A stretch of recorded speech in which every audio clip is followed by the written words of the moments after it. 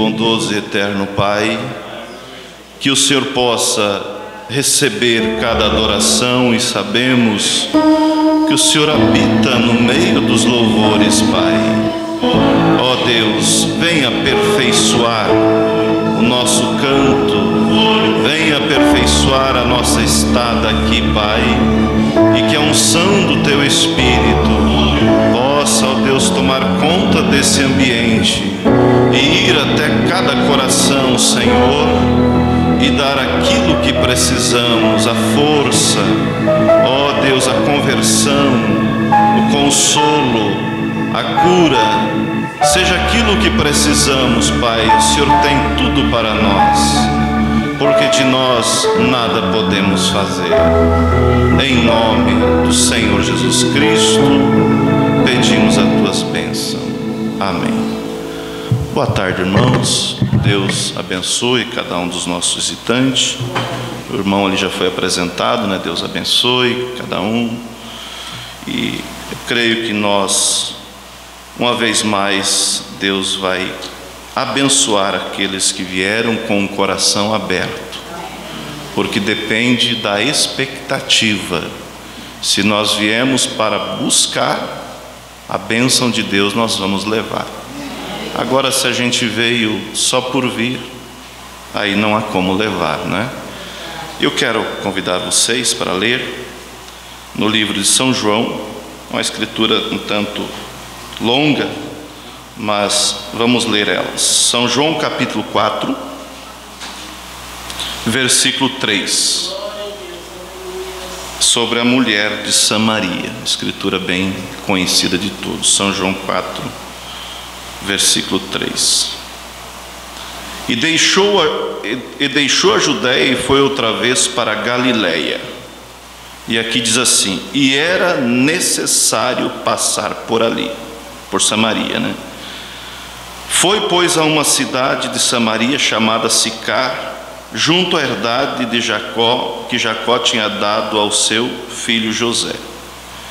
E estava ali a fonte de Jacó, e estava ali na fonte de Jacó Jesus, pois cansado do caminho, assentou-se assim junto à fonte. Era isso quase a hora sexta. Veio uma mulher de Samaria tirar água. Disse-lhe Jesus: dá-me de beber. Porque os seus discípulos tinham ido à cidade comprar comida.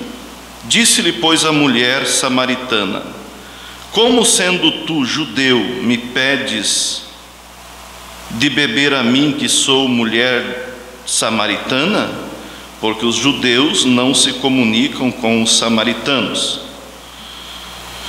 Jesus respondeu e disse: se tu conheceras, né, o dom de Deus, e quem é que te diz, dá-me de beber, tu lhe pedirias, e ele te daria água viva. Disse-lhe a mulher: Senhor, tu não tens como tirar, e o poço é fundo.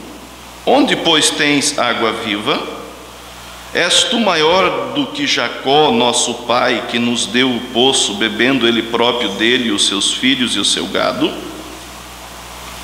Jesus respondeu e disse: qualquer que beber desta água tornará a ter sede, mas aquele que beber da água que eu lhe der nunca terá sede, porque a água que eu lhe der se fará nele uma fonte de água que jorra para a vida eterna. Disse-lhe a mulher: Senhor, dá-me dessa água para que não mais tenha sede e não venha aqui tirá-la. Disse-lhe Jesus: vai, chama o teu marido e vem cá. A mulher respondeu e disse: não tenho marido. Disse Jesus: dissesse bem, não tem marido, porque tiveste 5 maridos, e o que agora tens não é o teu marido. Isso dissesse com verdade. Disse-lhe a mulher: Senhor, vejo que és profeta. Nossos pais adoraram nesse monte, e vós dizeis que é em Jerusalém o lugar onde se deve adorar. Disse-lhe Jesus: mulher, Crê-me que a hora vem em que nem neste monte, nem em Jerusalém adorareis o Pai. Vós adorais o que não sabeis, nós adoramos o que sabemos, porque a salvação vem dos judeus. Mas a hora vem, e agora é, em que os verdadeiros adoradores adorarão o Pai em espírito e em verdade, porque o Pai procura tais que assim o adorem. Deus é espírito, e importa que os que o adoram, o adorem em espírito e em verdade. A mulher disse: eu sei que o Messias, que se chama o Cristo, vem, mas quando ele vier, nos anunciará tudo. E Jesus lhe disse: eu sou eu que falo contigo. Amém. Oremos uma vez mais. Bondoso Deus, toma-nos, ó Deus, a nossa faculdade mental, nosso coração, e que possamos ser alimentados por Ti, Pai. Pedimos em nome do Senhor Jesus Cristo. Amém. Podeis assentar, irmãos.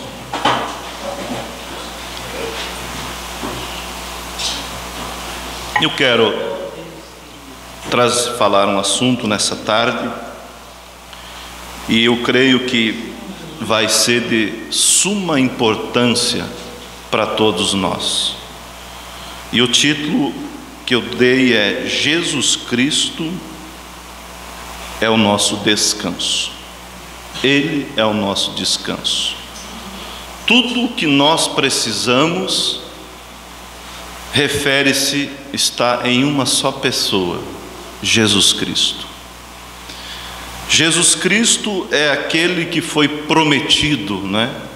Lá no Jardim do Éden, quando Eva e Adão caíram, Deus disse que da semente da mulher se levantaria um que esmagaria a cabeça da serpente.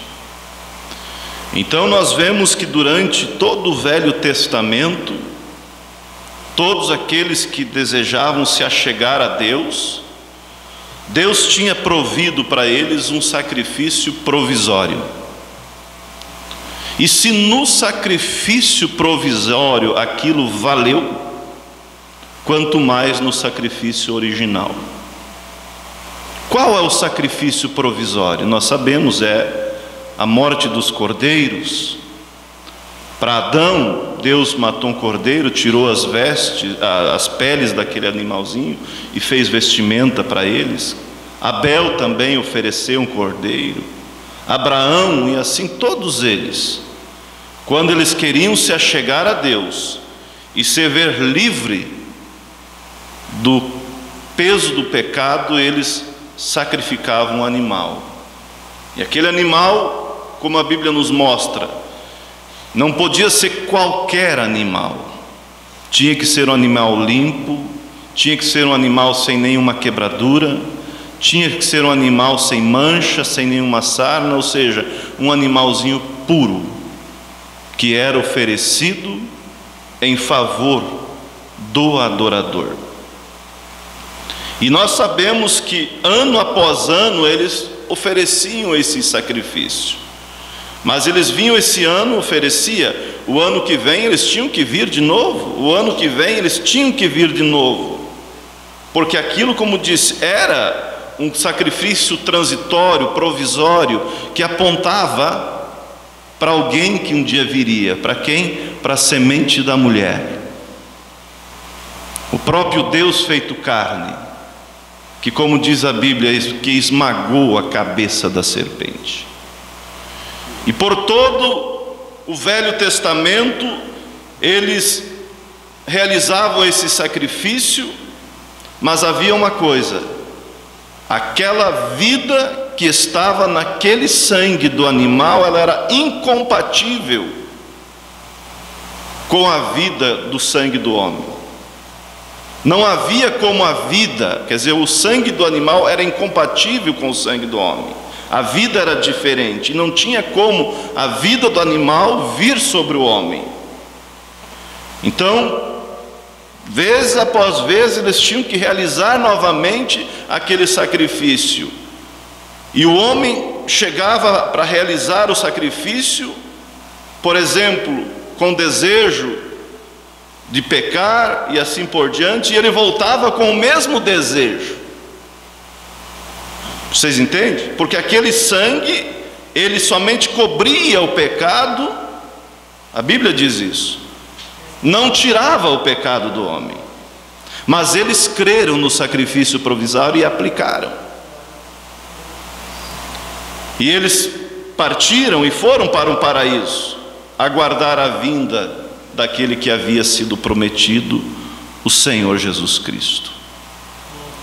Por isso que quando Jesus Cristo veio, era a promessa mais esperada e mais lida no tempo, era sobre o Messias. Todo judeu esperava o Messias. Isaías, 700 e tantos anos antes, profetizou: eis que uma virgem conceberá e dará à luz um filho, e o seu nome será Conselheiro, Deus Forte, Pai da Eternidade, Príncipe da Paz. Então esse filho que nasceria seria o quê? Deus manifestado em carne, Deus se fazendo nosso parente, Deus tomando, quer dizer, a nossa condição, Deus se fazendo um de nós, porém sem pecado, para remir a sua herança.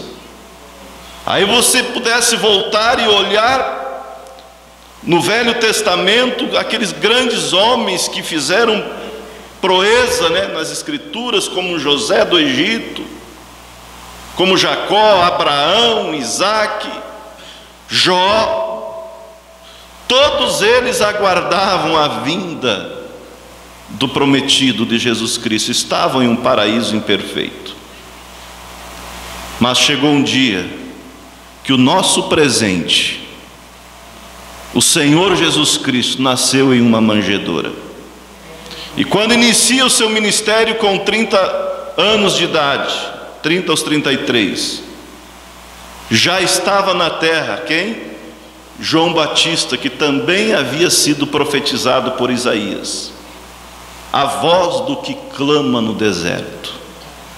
E o próprio João Batista dizia: eu não o conheço, apesar de eles serem primo por parte de mãe, eu não o conheço, mas aquele que me mandou batizar disse que sobre quem eu visse o Espírito descer é ele. Eu não sei quem é, mas eu sei que ele está no nosso meio por aí. E o ministério de João Batista era o quê? Batizar o povo com o batismo do arrependimento, para que recebesse Cristo. E ele ia ao Jordão e batizava, e batizava, e batizava. Mas de repente ele olhou vindo um homem que não tinha outra aparência, mas uma aparência, como a Bíblia diz, de uma raiz de uma terra seca, cansado, sofrido, alguém que estava ali e sabia que estava ali por uma missão, que não tinha vindo para ele, mas que tinha vindo por nós. E eu penso que foi o coroamento do ministério de João Batista, quando ele vê o sinal e nem percebe, quando ele mesmo falou: eis aí o Cordeiro de Deus que tira o pecado do mundo. Ali estava aquele prometido, ali estava aquele que é o descanso para as nossas almas. O Evangelho, irmãos, ele é algo tão simples, mas às vezes o nosso arrazoamento, a nossa mente, o nosso eu acho, ou eu não posso, impede de nós reconhecer e agarrar isso que está ao nosso dispor. Quando a Bíblia diz que Deus olhou do céu para a terra e não viu nenhum justo sequer. Quando João, do Apocalipse, viu o livro fechado, o livro selado, o livro da redenção fechado, E ele deu uma analisada, por certo, por todas as eras, quem é digno de abrir o livro. Quem sabe ele foi voltando a sua mente, chegou em José do Egito, que ele foi o tipo da perfeição, mas não foi perfeito, porque mandou seu pai mentir, né? Vocês sabem. Ele olhou e ali estava, olha só, irmãos, a gente às vezes lê corrido, mas não vê a profundidade da coisa. Ali estava o livro da redenção fechado e selado com 7 selos. Ali estava a nossa esperança. E a Bíblia diz que João olhou e não tinha ninguém digno de abrir o livro e desatar os seus selos. Não há ninguém digno. Todos pecaram, todos caíram, todos nós viemos através da via do sexo. E um pavor tomou conta dele. E ele dizia: eu chorava muito. Mas ele ouviu uma voz que disse: eis aí o leão da tribo de Judá, que venceu, e é digno de abrir o livro e desatar os seus 7 selos. E ele levanta e olha, vira para ver um leão, e ele vê o que? Um cordeiro, ensanguentado como havia sido morto, é o que? O nosso Senhor Jesus Cristo. Nós às vezes, na maioria das vezes, não olhamos, entende? A riqueza que está em nosso redor. Eu estava lendo, fazendo a revisão da mensagem que vai sair, creio que o mês que vem, que é o título Uma Trombeta que Dá um Som Incerto, e ali eu li algo que realmente me mexeu comigo, sabe? É uma história simples que o irmão Brana conta, mas que realmente entra lá no nosso coração e sacode. Ele conta a história de Paul Rieder, que foi um grande evangelista da época dele. Paul Rieder, seria Paulo na nossa linguagem, né? Que foi um homem que se dedicou às missões, e ele foi para uns lugares longe fazer missão. E então o irmão Brana disse que ele adoeceu de grande maneira e estava longe do recurso. E aí os missionários disseram: nós vamos buscar um médico para você. Mas era longe. Aí o Paul disse: não precisa. Se ele me curar, curou. Se ele me levar, vou embora. Quer dizer, de qualquer forma, eu estou bem. Se ele me curar, eu continuo. Se ele não me curar, eu vou para casa. Mas ele continua adoecendo, irmão Brana conta. Aí a ponto que ele começou a escurecer ao seu redor, começou a estar escuro. E ele disse para a esposa dele: está ficando muito escuro. Eu creio que eu estou partindo. Segura na minha mão e ora comigo enquanto eu vou partir. Segura na minha mão, fica comigo e ora comigo. E aí ela segurou na mão de Paul. Mas em vez de ele partir, ele entrou num transe, numa visão. E quando ele entra nessa visão, ele se viu cortando madeira, lenhando, jovem, com toda a força da juventude, lenhando ali. E o seu chefe disse: Paul, sobe lá em cima e corta um tronco e traz para baixo. Isso foi na visão, no transe, né? E ele que se viu subindo, correndo, com aquelas pernas jovens, né? Foi lá com o seu machado, ele diz de fio duplo, e já logo cortou aquele tronco, cravou o machado no tronco, e daí então fez força para, concluir a obra, fazer o que tinha sido pedido, levar o tronco lá para baixo no acampamento. Mas ele, quando começou a puxar o tronco, ele viu que a força não era suficiente. E ele forcejava, e ele puxava, e ele forcejava, e ele puxava, e começou a suar, e acabou esmurecendo. Mas que ele ouviu a voz doce do seu chefe, que disse: pô, o que você está fazendo? Olha aí, vocês vão ler essa mensagem. Pô, o que você está fazendo? Olha, eu estou procurando levar o tronco lá para baixo, para o acampamento que o senhor pediu, e não estou conseguindo. E não estou dando conta. E aí o chefe disse: pô, olha do teu lado. Aquilo que nós precisamos sempre vai estar do nosso lado. Às vezes a gente não olha para o lado, às vezes a gente não confia, a gente não descansa, a gente não busca com aquela fé, realmente com aquela confiança que Deus prometeu estar conosco todos os dias. Ah, eu não consigo. Como não consigo? Se Ele disse que estaria conosco todos os dias, se quando Ele expirou no Calvário, Ele disse: tudo está consumado. São João 3,14 diz que Deus enviou o seu Filho ao mundo para que todo aquele que nele crê não pereça, mas tenha a vida eterna. E Ele fez um sacrifício pelo pecado de muitos, diz Isaías. Por que não de todos? Porque nem todos aceitam. Nem todos aceitam a orientação do Espírito Santo.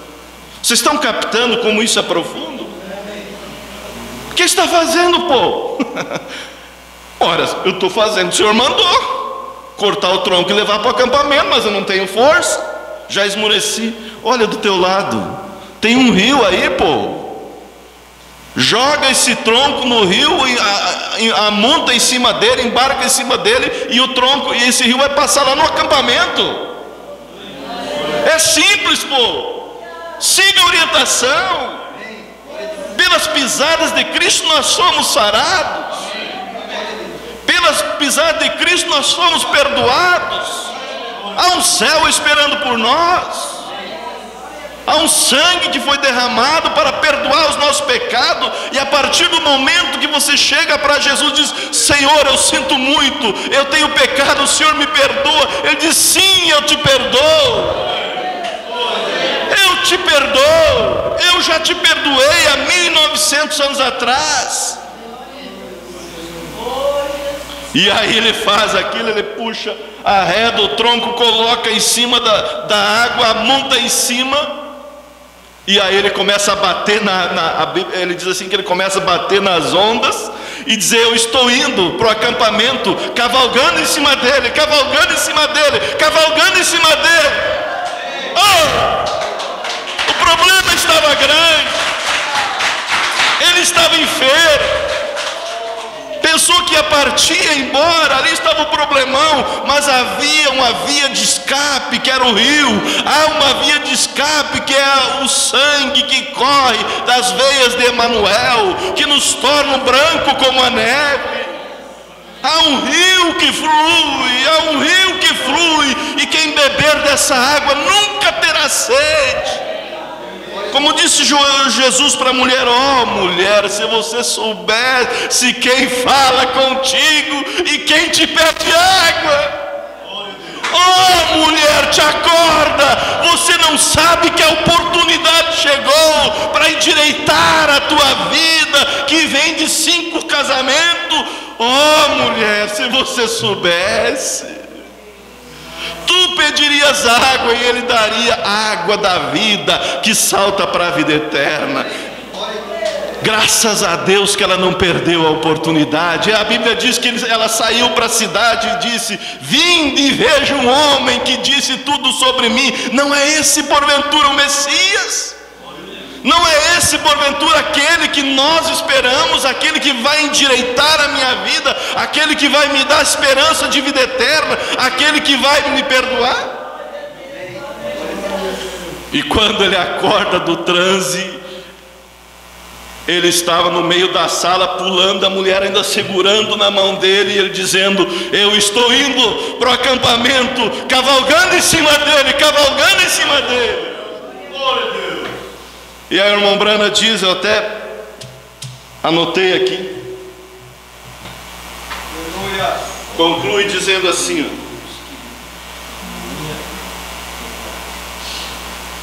irmão Brana conclui dizendo assim: esta mensagem da palavra de Deus é a verdade.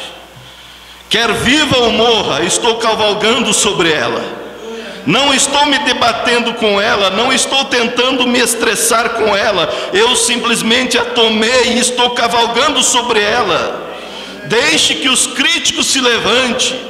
Vou passar por cima de cada onda. Chegarei no acampamento num dia desses, cavalgando sobre a palavra de Deus. Amém? Tenho certeza que chegarei lá.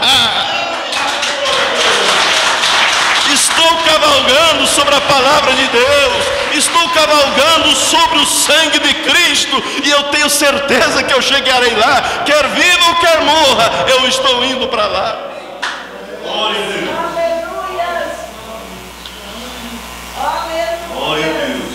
Glória a Deus. Deus tem nos enriquecido com a sua palavra, mas às vezes a pessoa corre o risco de estar mendigando sem saber o tesouro que tem. Vocês lembram aquela história, para ilustrar, daquele homem que comprou uma passagem de navio para fazer a travessia e só tinha para passagem e alguns troquinhos. Foi lá, comprou a passagem e reservou uns troquinhos para comprar algumas bolachas, algumas águas. E aí quando todo mundo ia almoçar, ô fulano, vamos almoçar? Não, eu não vou almoçar. Vou ficar aqui, vou comer as minhas bolachas. Vamos jantar? Não, não posso. E aí se maldizia a si mesmo. Os pobres têm que sofrer mesmo, viu? Todo mundo está indo ao jantar, eu não posso, não tenho dinheiro. Eu sou miserável, eu tenho que sofrer mesmo. Gente, nós não somos miseráveis, não temos que sofrer não. Nós temos um Deus que vela por nós. Nós temos um Deus que 24 horas por dia está ao nosso redor. A Bíblia diz que os anjos do Senhor acampam ao nosso redor e nos livra. 24 horas estamos rodeados de anjos do Senhor. Só acontece aquilo que estamos predestinados a passar. Mas até ele dizer, até não chegar a nossa hora, temos sim um exército de anjos ao nosso redor. Às vezes a gente não vê, como Geazi não via. Vocês lembram de Eliseu? Quando o rei da Síria armava um projeto para atacar Israel, de certa banda, o profeta Eliseu chegava para o rei e dizia: ó, os sírios vão te atacar amanhã desse lado. Coloca as tropas lá e fica em prontidão. Israel ia lá e ficava em prontidão, e aí frustrava o ataque dos sírios. Não deu certo, voltavam, armavam outra estratégia. Vamos atacar então desse lado sul agora. Lá estava Israel de novo pronto. Por quê? Porque havia um profeta ali que avisava. E Deus tem nos avisado que a palavra de Deus ainda é verdade. A doutrina cristã ainda é verdade. A doutrina dos apóstolos ainda é verdade. Deus não mudou. As pessoas mudaram, mas Deus ainda é o mesmo ontem, hoje, eternamente. Isso incomodou o rei, e ele disse: quem é o traidor no meio de nós aqui? Cada plano que eu faço, Israel está sabendo. Mas tinha um ali que tinha um pouco de visão, né? E disse: não, meu senhor, não tem nenhum traidor aqui. Acontece que eles lá em Israel, eles têm um profeta lá, e aquilo que você planeja em sua cama, o profeta vai lá e conta para o rei. Se o problema é o rei, é o profeta, então vamos buscar o profeta. O homem pensa que pode mais que Deus. Como buscar o profeta? Se o profeta era a boca de Deus, o profeta estava sob a unção de Deus, mas ele foi, armou seus homens, rodeou a casinha lá de Eliseu e estavam prontos para o ataque, para pegar Eliseu. E Geazi se apavorou, né? E disse: meu Senhor, estamos rodeados. O senhor dá uma olhada lá fora, não tem como escapar. Se Eliseu fosse gaúcho, ele estava tomando um chimarrão e continuou tomando, e só disse: Senhor, abra os olhos do moço para que veja. Abra os olhos do moço para que veja, não só os olhos natural, mas os olhos espiritual. E quando Deus abriu os olhos de Geazi, ele viu que era mais os que estavam a seu dispor, protegendo, que os seus inimigos. Se isso funcionou no período do Velho Testamento, sobre o sangue de animais, será que não funciona hoje? Claro que funciona. Jesus Cristo é o mesmo ontem, hoje, eternamente. Jesus Cristo ainda liberta, Jesus Cristo ainda dá a paz. Mas o que acontece é que às vezes nós acabamos deixando a incredulidade minar, e a incredulidade ressuscita o problema. Mas quando nós nos posicionamos na palavra de Deus, dizemos: não, eu tenho direito à paz, porque a Bíblia diz, Isaías disse que o castigo que me traz a paz estava sobre ele, e pelas suas pisaduras fomos sarados. Nós veremos ainda muitos e muito mover de Deus, se nós realmente pôr em ação o que conhecemos, porque nós não devemos aceitar de ser somente contadores de história. Deus fez, Deus fez, Deus fez, mas Deus ainda faz, Deus ainda liberta, Deus ainda transforma. Se nós pudéssemos ver por onde Deus nos conduziu até chegar aqui, nós não era para estar aqui, eu não era para estar aqui, você também não. Deus cuidou de tudo desde o princípio. Por exemplo, cuidando do meu avô, casando com a minha avó, meu pai casando com a minha mãe, para trazer eu à existência num caminho aonde eu pudesse conhecer o Evangelho. E a gente acha que Deus não fez nada. Deus zela da sua semente, Deus zela da sua planta, das suas ovelhas, sim. Mas aí aquele homem seguiu na travessia, pegou uns 2 sacos de bolacha lá, e olha que bolacha é bom, mas todo dia não, né? E água e bolacha, e água e bolacha, e se maldizendo. Não é o que muitos se maldizem? Gente, nós não precisamos, repito, nós temos um sangue que fala por nós. Nós temos ao nosso dispor um Jesus Cristo vivo, um Jesus Cristo vivo que ainda transforma. Mas às vezes nós não queremos nos render, nós não queremos botar a cara no pó e dizer: Senhor Jesus, eu preciso de Ti, eu preciso de uma mudança, eu não concordo, eu não fui feito para o inferno, eu não fui feito para o fracasso, mas eu fui feito para os céus, porque o sangue foi derramado.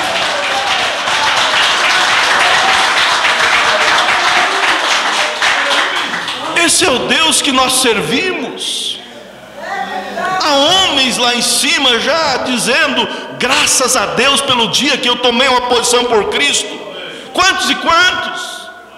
Você imagina Zaqueu como está lá em cima hoje? Um homem que estava com a vida torta, um publicano, cobrador de imposto, mas ele teve a hombridade de ir ver Jesus. Ele era baixinho, ele não era bem visto na sociedade, mas ele pensou: eu dou um jeito de ver, nem que eu suba em uma figueira e de lá eu consigo ver ele.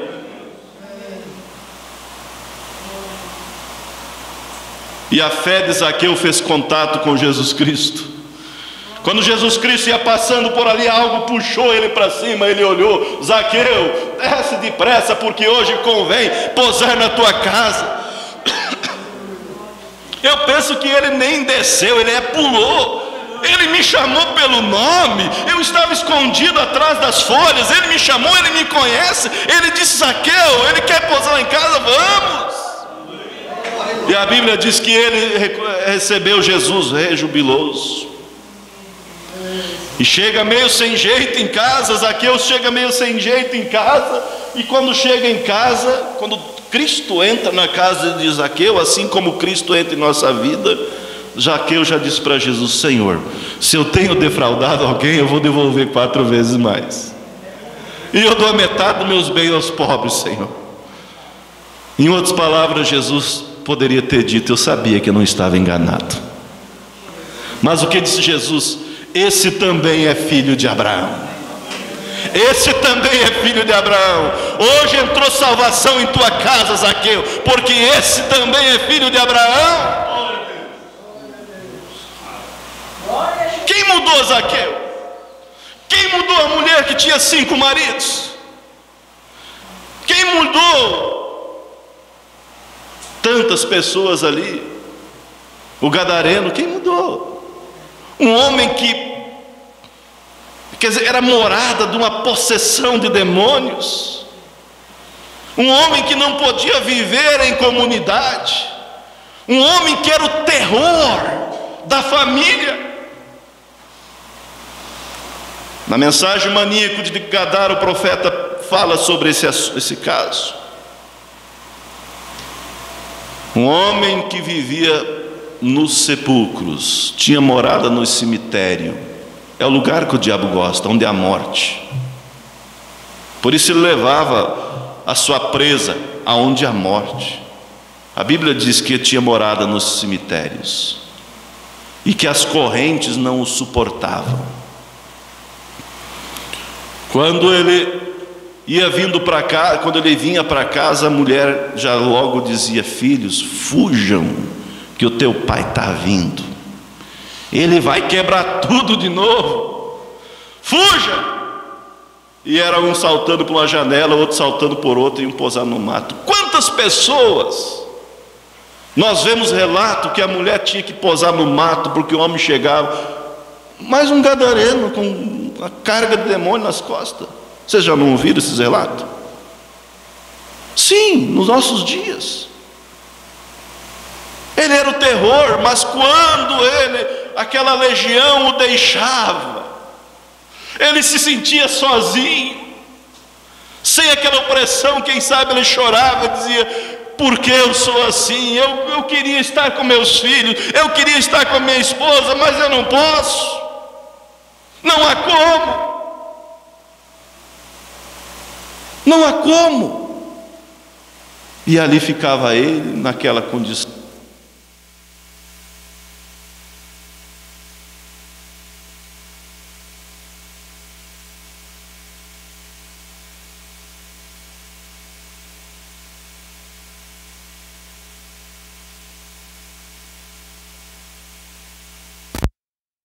Sabia que tinha um filho de Abraão lá, que precisava ser liberto.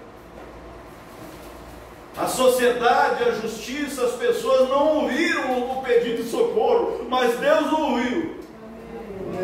E direcionou Jesus para atravessar o mar, para ir até aquele filho de Abraão que estava preso.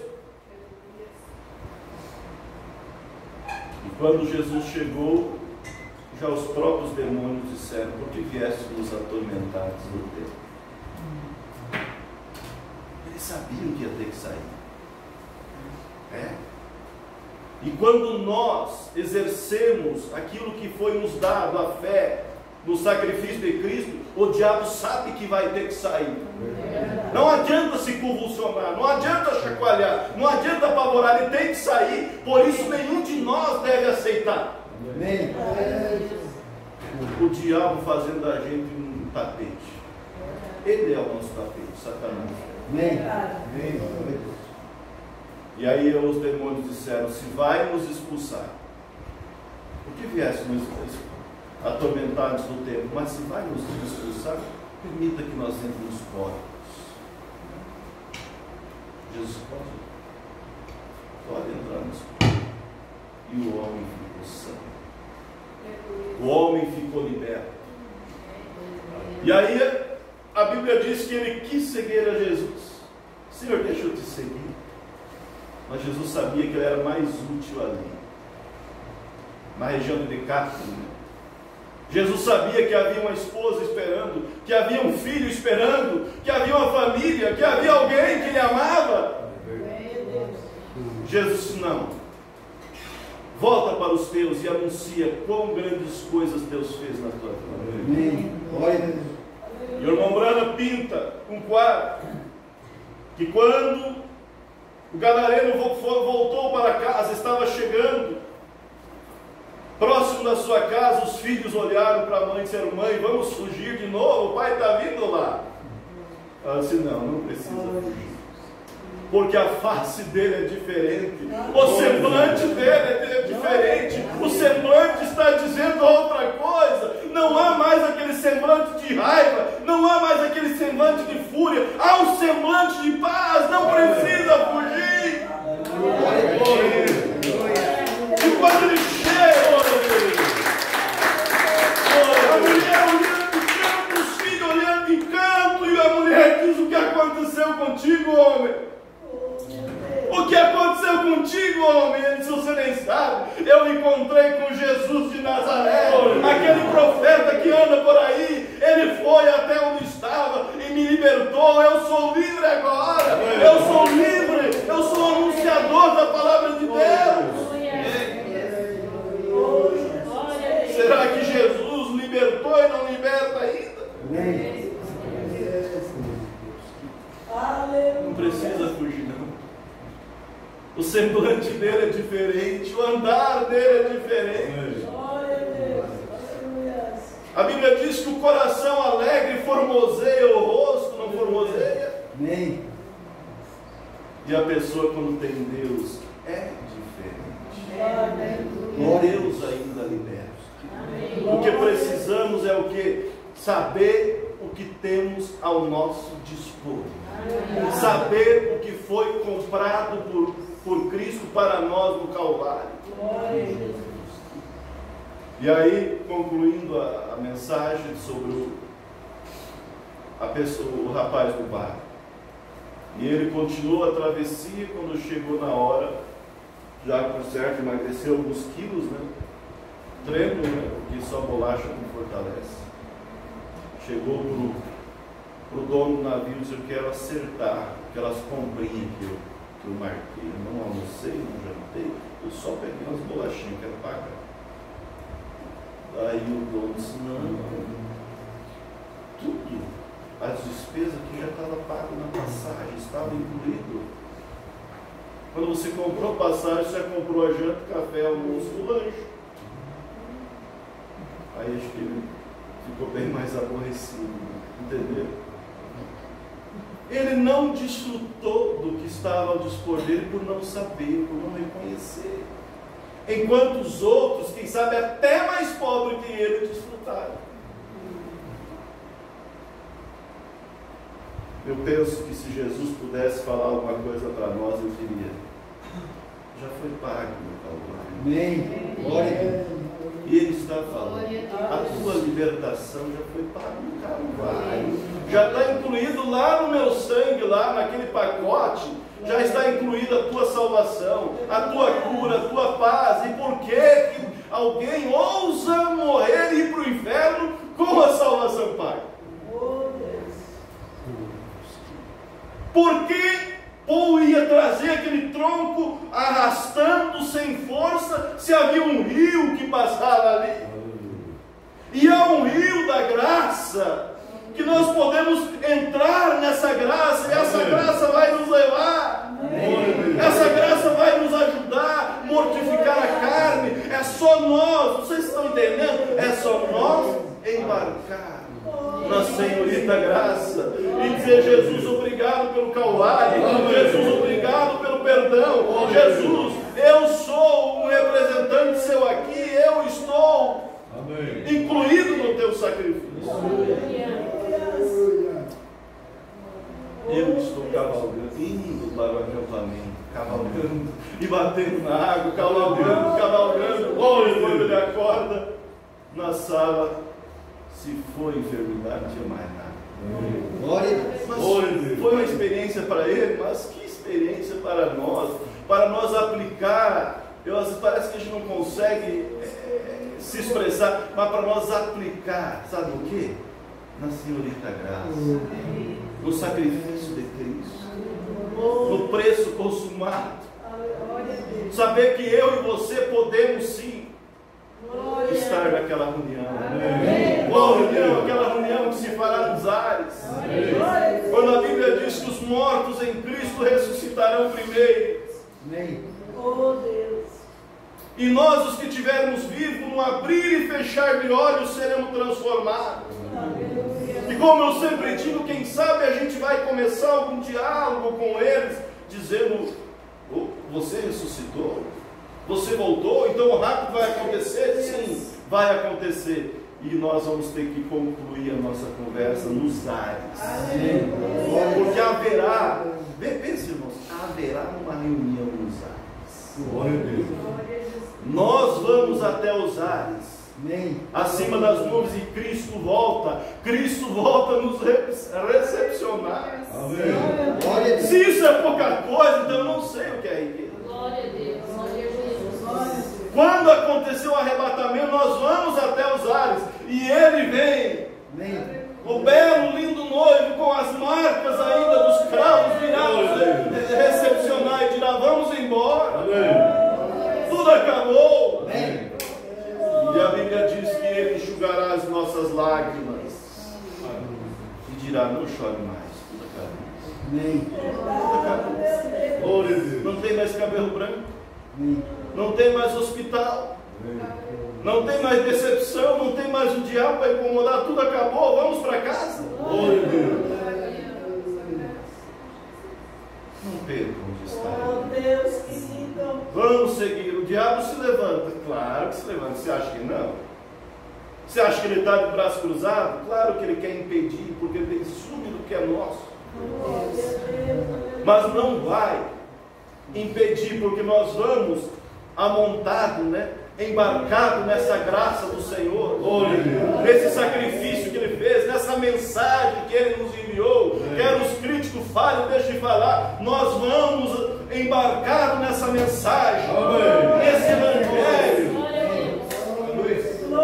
Esse Evangelho, como a Bíblia diz, que a família do céu está edificada sobre o fundamento dos apóstolos e dos profetas. Não sobre uma teoria de homens, mas sobre isso aqui. Deus abençoe a todos. Vamos cantar o hino.